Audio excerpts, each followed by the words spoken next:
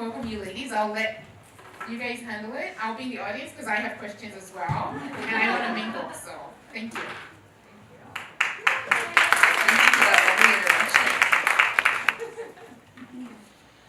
Well, ladies, thank you for joining us this morning. We are so excited to have you this.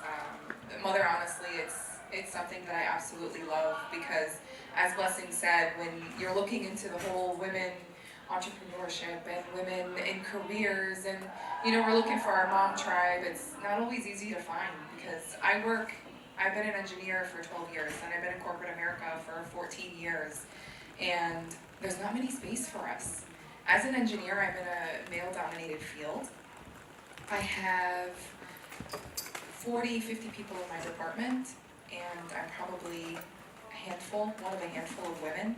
And then from there, not many of those women are even moms. So it's so difficult for me to find a group of like-minded women, and that's why I'm so blessed for Blessing and Mother, honestly. And I'm so happy that all of you are here as well, and hopefully we can help you out. So as Blessing mentioned, I work at Ford. I'm also the Vice President of the Arab American Women's Business Council. And then I also have other stuff I do on the side as well. So I know a little bit about balancing and juggling. So ladies, thank you for joining me on the panel today. Why don't you go ahead and introduce yourselves, tell us a little bit about what you do and some of your passions. Okay, thanks. Thanks for having me here, and thanks to you guys for being here. My name is Karen Liska-Evans, and I'm an attorney. And I was full-time in academia for many years at a local university, and I still teach there, and it's amazing. When my son was born in 2012, he's 6, which I can't believe, I went back to work after maternity leave. It was an amazing transition. When my daughter was born, in 2013, because we had a really hard time having the first one, I thought it would be hard for the second one. Nope. That was just a very different experience. I was in a different boss, a different transition, and my daughter, when she was 5 weeks old, she had meningitis, and she was in the hospital for a week, and there was some residual concerns. And when I came back to work, I was worried, I was burned out, I was exhausted because she didn't sleep. I had a 1.5-year-old. My husband owns his own business, which just doesn't pause. And my workplace at the time didn't really get it. They didn't get what I was bringing back to work with me. And so between that and between teaching entrepreneurship for so many years and always kind of wondering, like, why am I telling my students to go out and do these amazing things? And I'm like coming back here all the time. I made the leap, the hard, difficult leap into entrepreneurship. And brought with me, though, all of that professional experience. And a lot of the time, I felt like that was just my story. Just me, had one experience with returning to work that was great, one experience that was hard, and that was just my own story. But I started speaking to so many professional women and hearing the same stories over and over and over that mirrored mine in a lot of ways. These struggles, these women who wanted to go back to work, they wanted to bring their full passion to bear. The transition back, or the company's approach or coworkers' approach or whatever was happening, there was a lot of friction. And they were struggling, and sometimes I heard this because they came to me for entrepreneurship coaching, hoping that I could help them start their own business. Sometimes it just came up in conversation. Being in academia and being an attorney, I researched the heck out of this. Because I was like, wait a second, this is my story, these are some anecdotal stories, but is this a thing? And it turns out around the globe, even in Australia, where they get 12 months of paid leave, you guys, 12 months, their Human Rights Commission had to step into the corporate world in Australia and be like, what is happening here? We're getting human rights complaints about women in the professional workplace and how they're being treated. And they did this full investigation, and they found that managers are confused about how to talk to people. Coworkers feel resentful because this lady just got this vacation that they don't get to take. And the women were feeling unsupported, and the company leaders were like, we're just trying to make our widgets and like do our marketing services here. Like, we don't understand all of this. And so out of that was born, with my co-founder Brooke Miller, who owns Honey for Moms in Ferndale, 6 Corporate Parent Experience Consulting, where we help companies through all of this. But through that, I've just worked with a lot of moms and women individually, coaching them through maternity leave and back to work. So I'm really excited to bring anything of that might be of value to you, so that you can continue thriving in the things that you're doing in this world, because your work in this world is incredibly important, and you need to be supported and empowered in doing that. Thank you for that. It's so important to have that. I know working in corporate America, you don't always get that support, so we appreciate that. Thank you. Hi everyone, my name is Emily, and I just quit my job a month ago. So, thank you. I'm a very fresh entrepreneur. I was in corporate America for 10 years. I moved to Chicago originally to get my master's degree, stayed there with my husband. We got married, we had babies. I was initially in the advertising agency that did all the creative work for McDonald's. So I was their first community manager, which at the time I had to look up what that meant. Because brands weren't really on social media at the time when I was entering into the space. And so I really just kind of built it from the ground up. I was literally walking around Chicago. I would buy like 10 cheeseburgers and piece together like one good looking one, and then take photos and write all the copy and do all the posting and read all the comments about why people hated the post that I just posted, and just kind of optimize from there. After about 4 years, I went over to client side, which was a really exciting change because it was really interesting to see the industry change as social media grew, as digital grew in importance for companies. And so I had a team at the agency. At that point in time, I kind of rose through the ranks, and then went client side. I worked for McDonald's digital team for 3 years, I'm sorry.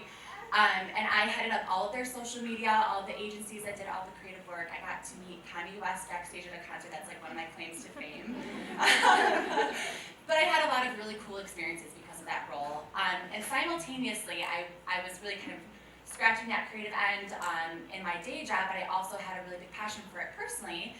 And so I started a personal blog called Isn't That Charming? I started that at the agency when I was doing all of the community management work and piecing together bad burgers to look good. And I was really interested in personal style and just kind of wellness, relationships. I have a journalism background, so I really wanted to practice writing for myself as well. So I started my blog just with no intent of it other than as a creative outlet. And I've had it now for 5 years. I worked full time while doing blogging at nights, weekends, on the side whenever I could. Kept up with it all throughout having 2 babies. I have a 3-year-old and an 18-month-old.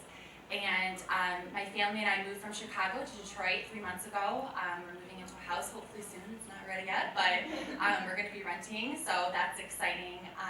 And my husband was an entrepreneur throughout all the time that I was working full-time as well, so it was obviously important for me to keep my role as the primary breadwinner of our family.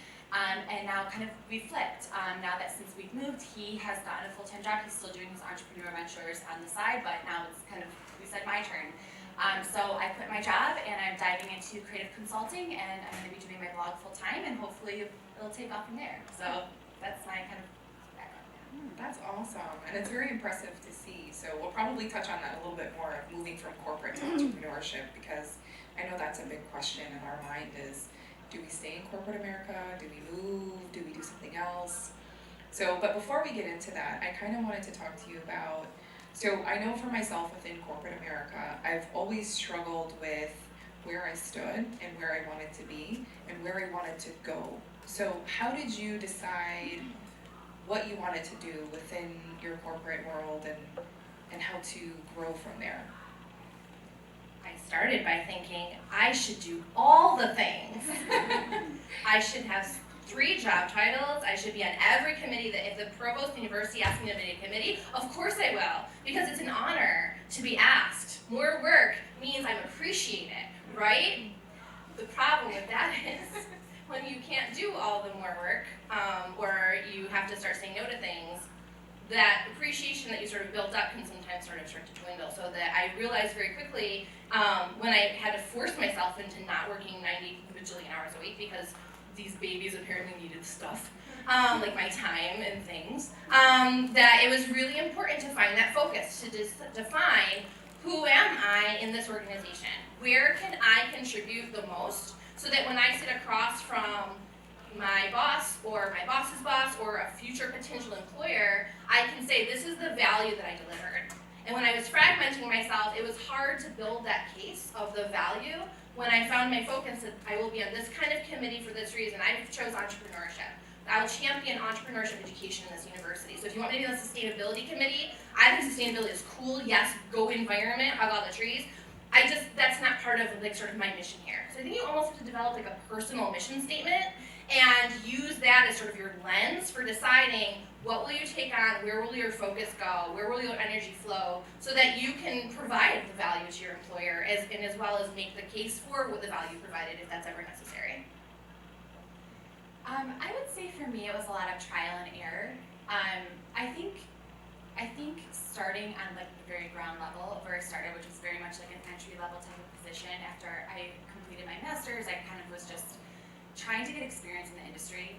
And I learned through doing just hustling in that job what I was good at, what was working with my skill sets and what wasn't. For example, I wasn't going to be the graphic designer, but I could communicate an idea that I had.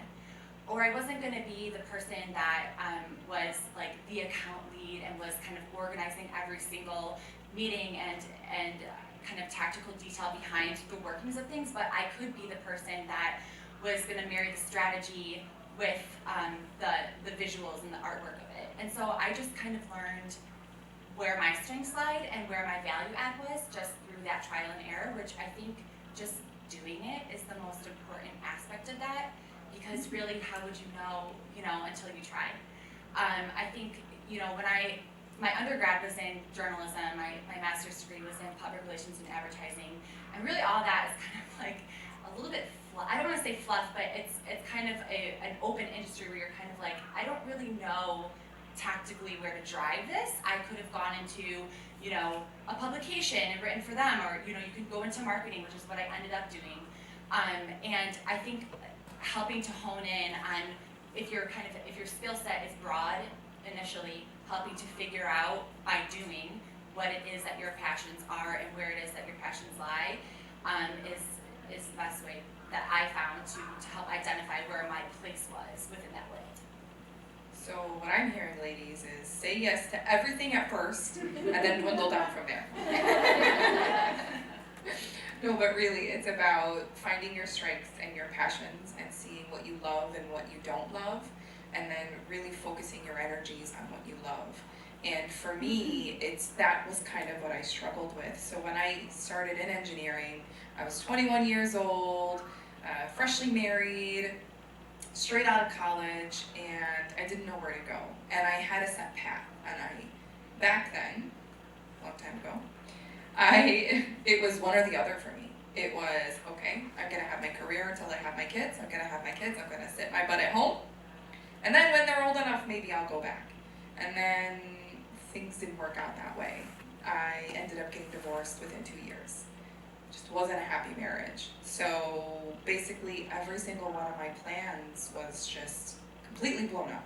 So now what? What do I do? So now I had to refocus my energies, and I really focused on finding myself, finding what I loved, and looking within the corporate world, how can I then include that into my job? And it's pretty hard because I found out my passions were not necessarily technical related. I love the logic, I love the logistics and the strategy, and I love what I'm doing within my job as an engineer, but I didn't feel fulfilled. So I looked outside of my company, and then I looked within my company of how I can still do it. So I actually do a lot outside, but I also do a lot within Ford. I am heavily involved with the diversity and inclusion office because that's something that's so special to me and so important. So for me, my goals within work are, I'm gonna keep doing what I'm doing within engineering, and then who knows if I can move somewhere else within corporate world that lets me put my passions to use. So that's kind of what I try to do. So I think before we move on to next questions, I'm gonna open it up to you guys. Do you have anything for us? Oh, yes. Hi. Hold on, we'll get you the microphone. Thank you.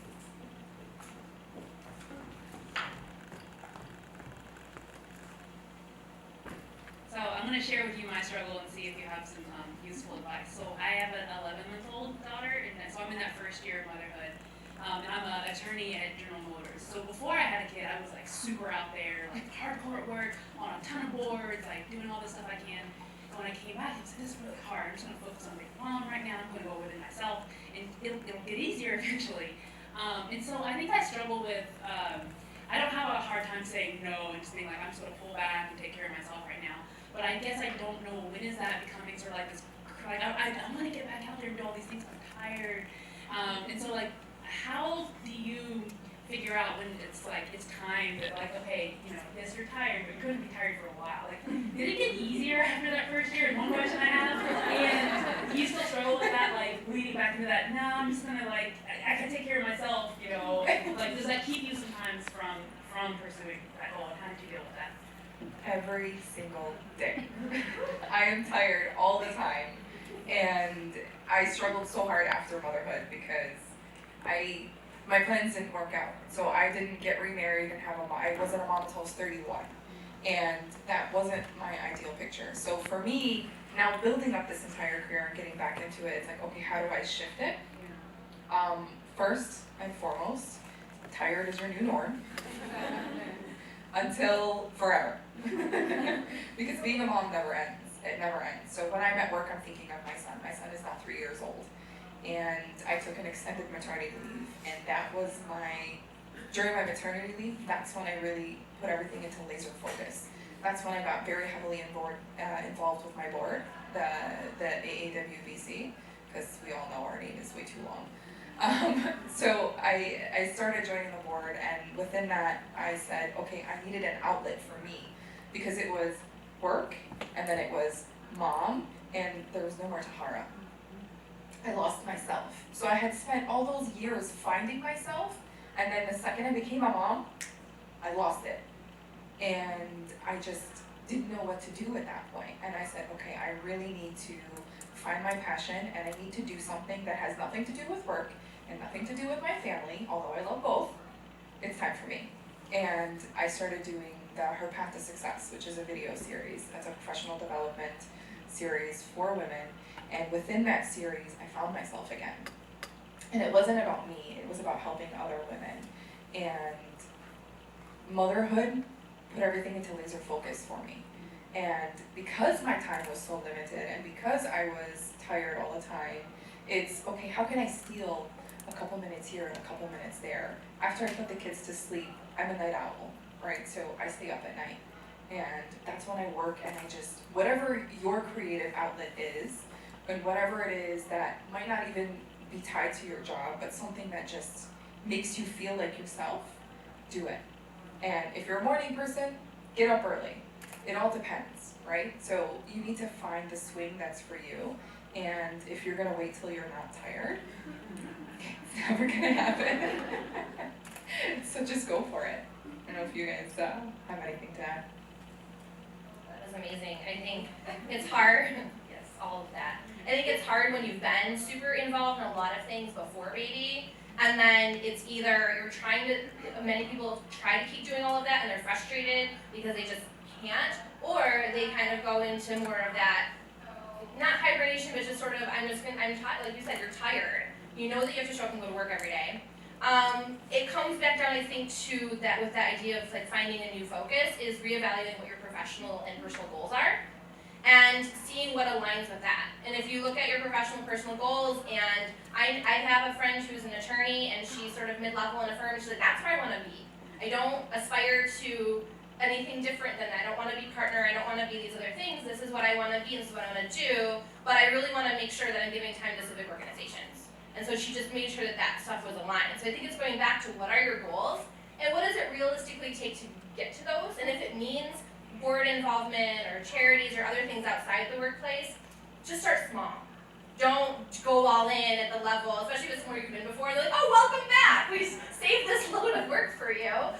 Just be like, I am just going to do this one event, or I'm just going to chair this one committee, and I'm going to do really well with it. And I'm going to make sure I'm getting out of it what I'm putting into it, and then you can build from there. So it doesn't have to be all or nothing. You can slowly re-enter feel your way into it, but first definitely start back with what are my goals? And that will help you choose which things to align yourself and which things not to align yourself with. That's helpful. So just to piggyback off on that you said something that I think really resonated with me is not to feel less because your goals are maybe not as ambitious as another mom. And that's something that you're talking about mid-level, and that's what I did. You know, for the longest time, I didn't aspire to be a supervisor within engineering because there's a lot of bureaucracy, and then you have to deal with a lot of management, and it's a lot more workload. And then I really had to evaluate that for myself and say, is that something that I really want? And for the longest time, I beat myself up over it, thinking, I'm not ambitious enough. I'm not like this mom. She's a VP. She can do it. Or you talk to those VPs and they're like, well, I did this all, you know, I would share my struggles and say, I'm a mom, I want to do it. And then they would come back and say, well, I'm a mom also, and my husband and I lived in different cities, and I did this while I'm pregnant, and guess what, now I'm chief. Okay, made me feel, I mean, you put it in a certain way and you think, you know, and she's trying to do it in a way that she's genuinely trying to say, hey, I can do it, you can do it too, but it made me question myself. Is that even what I want? I mean, that's perfect for her, but it's not right for me. And I think I realized it's okay to strive for mediocrity within your career. It's okay. Yes. You get me. I have like some mediocre years. Yes. It's okay. Like there's It's years fine. I'm like, this year we're just posting through, you know, doing the bare minimum, leaving at 4 o'clock, and then life goes on. And then there are years where I'm like, I'm gonna like, I need that bonus, guys. We're going to Italy, I need that bonus. Right. And then there are years where I'm like, oh, nothing is getting done. And it's okay. It's okay. Define your own ambition. You know, we talk about defining success. Find what ambition means to you and go for it. And don't let anyone tell you it's not enough. So I'm okay with not being the supervisor in the engineering field, in the corporate field, but I'm striving in a lot of other areas too that are more near and dear to my heart. So. That was great.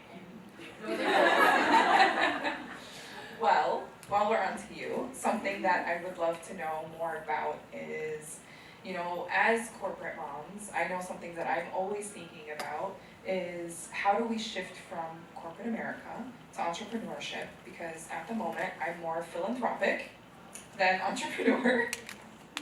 So how do we make that shift? How did you do it? I hate to give a non-answer, but I think it totally depends on context. For me, one thing that I learned in my shift, and I'm still learning, is that preparation is key. So I was the primary breadwinner of my family for a long time. My husband and I got married, he was an entrepreneur, he was building his business from scratch, he's done a wonderful job. That meant for me that I had to take a lot of the load, and I was okay with that. For me, that was the season of life that I was in, and I was proud of that. I mean, that's a badge I wear with honor. But at the same time, that meant that for my personal goals, I did have to kind of step back on it, and I had to realign my expectations with my personal blog that, okay, I'm not gonna post as much as other bloggers are, and I'm gonna be that girl who posts like once or twice a month, and that's okay. It was kind of just keeping the lights on. And again, the realignment of goals and expectations was really key in that for me to feel okay with where I was at. Making the shift was an important kind of, I guess, adjustment of what those expectations were. So financially, we saved up a lot of money. We lived in a small Chicago apartment with 2 little kids. We drove beater cars. We really hustled and we saved and then we moved back to Michigan, away from the very expensive big city, to have a lower cost of living, to be near family where we could get a little bit more help. And then we decided to dive in to an additional venture, which would be, that was what I ended up doing. So for us, it was kind of like planning, making sure that we weren't dropping balls, making sure between us, we looked at each other as a team and we had it covered kind of thing. And so now we're just really figuring out how to make it work. And even in that regard, I mean, we're renting our house right now. I'm 32 years old. I don't own a house. I'm okay with that. I'm okay with continuing to save, and I'm okay with the expectation that, hey, listen, we've taken a different path. I might not have as much in my 401k, but my goal one day is to get there, and we believe we are positioning ourselves for that. So I think, again, it's just realigning what those goals are. Where do you want to be where do you want to be right now? Where do you want to be in 5 years, 10 years? And believing in yourself to see that long-term vision, because diving into something like entrepreneurship is not a secure route. I mean, there's going to be a lot of doubts. I've been in my month of doing this. I've had a lot of doubts, and I've learned that there's some days where I've like had awesome meetings, or I've had a great email from a brand I want to work with, but then there's other days when there's crickets, and I'm like, my engagement is down. You know, it's like, you have highs and you have lows, and I think the biggest thing is that you're learning through it, and that you're kind of optimizing accordingly based on where you're figuring out is working or not working. And in order to make that shift, I think you just have to have the expectation that you will learn, and that it's not going to be perfect, and it's going to be messy, and that's okay. My husband started his business when he was 16, still the same business. And he went to college and all those things. He still has days, and he's older than 16. For full disclosure, he still has days where he's like, wait, why, what am I doing? Why is this? Should I just go get a job somewhere? So that's, I think, you should be comfortable, right, with that being a constant feature. And entrepreneurship is completely different than corporate America, because at my job, when I clock out 4 or 5 o'clock, I'm done. I won't check emails unless there's an issue, which God forbid there isn't, but automotive, you never know. But entrepreneurship is like motherhood. It's 24/7.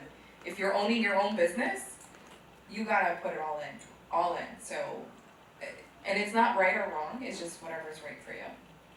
So, we're gonna go ahead and open it up for a couple more questions. Please.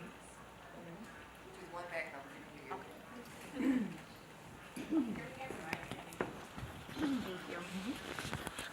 Hi everyone.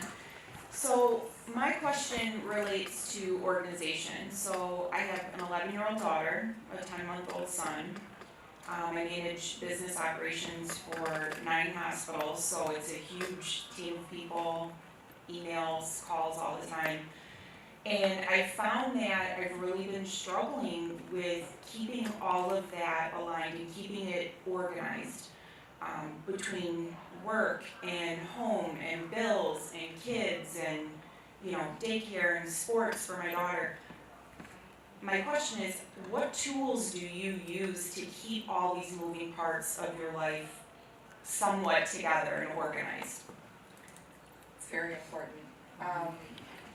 So I know a little bit about what you're talking about, because I have 2 stepdaughters as well that are with us during the week that are 12 and 10, and then my son is 3. So you probably have that balance of completely different age groups, so you have different activities within there. I know for me, the best thing I can tell you is I spend time every single night going over the next day of what I have to do, and I prioritize everything. So if you're asking for specific tools, I literally make lists and I will plot out everything that I have, because I have multiple projects and multiple aspects of my life. You know, the kids, the home, my board, my personal stuff, all of that other thing. So what I end up doing is just prioritizing, and you have to realize that priorities are gonna change daily. So I have my main priorities, and then within that I say, okay, do I have any appointments tomorrow? Do I have any meetings tomorrow? Do my kids have a field trip that day that I have to take a day off work? How can I reprioritize every single day what I need to do? And know some days I'm not gonna see my kids until late, and then some days I'm not gonna get any work done. So you have to balance it out that way and just change your mindset, and instead of being so overwhelmed by looking at the bigger picture, really breaking it down and into pieces. And if there is so much, put a big whiteboard calendar up and just literally go through and say, you know, even tell your husband, this day I need you, or this day we have this, or whatever the case may be. I love that. A little bit similar. I felt really overwhelmed with all the different pieces too, so I used this app for a week. It was called Toggle, Toggl. There's no E because, you know, social media. Because it's tech. And it tracks your time, and it lets you sort of like put in. So if it's almost like doing a time study in industry, right? If you're unsure of why you don't seem to have enough time, it's a really helpful tool. it was helpful for me to understand where I was and wasn't spending time. And then I created a system, it's called basically creating a flow. So I sit down on Sunday and I sort of time block out the week almost by energy rather than by like specific tasks. So for instance, like grocery shopping. Is this a family activity that you're gonna bring the kids with you and the little one is gonna help you like learn about vegetables, or is that like a getting shit done, getting through the grocery store as fast as possible thing, right? Yeah. You can decide which one it is and then place it into your week in a way that makes sense. So for me, grocery shopping is click list. On Friday, I started. My husband has till Saturday to add stuff to it. The cart closes up Sunday morning. I go by myself to Kroger, 7 a.m. I have my Starbucks. I sit, they bring the groceries to my thing, right? So it's part of it is seeing what you actually have to do, so almost like just dumping out all the things that you have to do throughout a week, and then placing them into sort of a sample week, and doing that each Sunday. There's this really great book that's called I Know How She Does It by Laura Vanderkam, and she did a huge time study with all these female mom CEOs. She had them fill out time blogs like by 5-minute increments, and they would send them to her, and they would be like, Laura, okay, so this one doesn't count though, because this week I had a birthday party, so it's ribbon off. Okay, this week doesn't count though, it's not my average week because I had 3 business trips I had to take. And she was like, the lesson is, there is no typical week. And if you try to say, this is my schedule for every single week, that may work for some people, and if it does, awesome. For me, it would fall apart, and I would get so mad and also feel lost, and then things would fall through the cracks. Having a flow and working on it on Sundays is helpful for me. And then the other thing is, involving the kids and making sure they're sort of taking responsibility for themselves to a reasonable expectations-based extent. And so my son has like a little checklist, and he's really good. He's 6. He goes through it every morning. He makes sure his backpack is packed.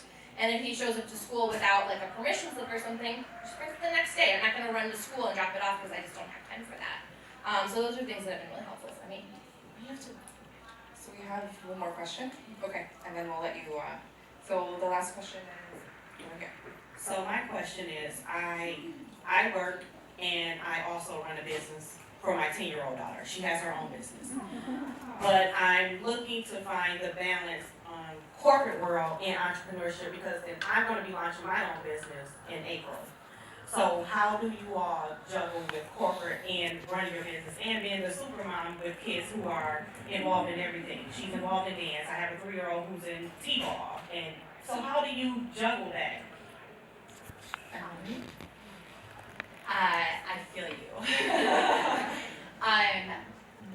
One thing that I found was super helpful was to take the time to, on Sundays, like literally map out your week and figure out where you can lean on other people too.